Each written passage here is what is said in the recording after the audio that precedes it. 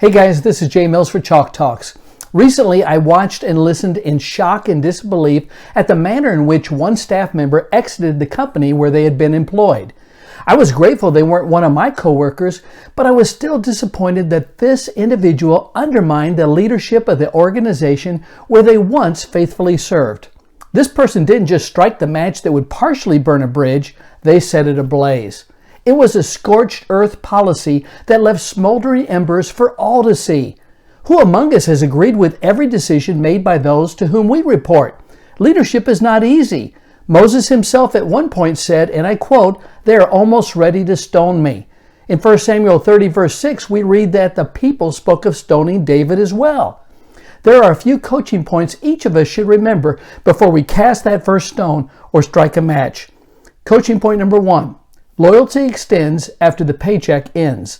Although King Saul attempted to take David's life on more than one occasion, when David was presented twice with the opportunity to take Saul's life, he refused.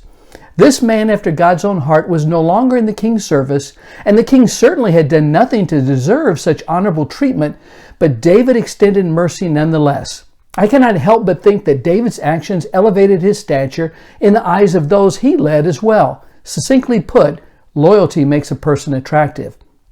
Coaching point number 2. Our words last longer, extend further, and can inflict more damage than we can imagine. Why? First, there can be collateral damage, unintended targets that are hit. This disgruntled employee might have attempted to strategically target the head of the firm, but inadvertently they jeopardized the livelihood of their former colleagues as well. If the company collapses, those they once worked with would also have that rubble fall upon them. It's doubtful that this person thought about this as they began their verbal barrage. Second, thanks to social media, this person's statements were broadcast worldwide and recorded for all time. It's easy to stand in the distance and lob verbal grenades at others. The speed at which damage can be done and reputation tarnished amazes me. However, I think this person has also lost sight of the fact that there is a type of permanence that exists when things are transmitted digitally. I've got to think future employers will be highly unlikely to hire this person based upon their comments that are now on record. Paul gives us a good rule of thumb to live by.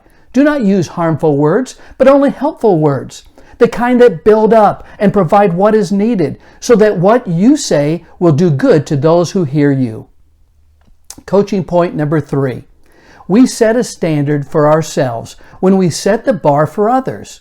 Jesus said, "Do not judge or you too will be judged."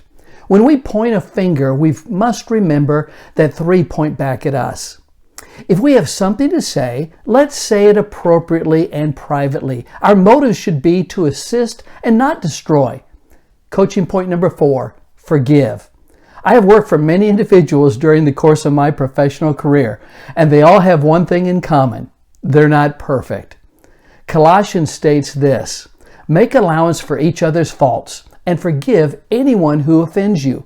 Remember, the Lord forgave you, so you must also forgive others. Above all, clothe yourselves with love, which binds us all together in perfect harmony."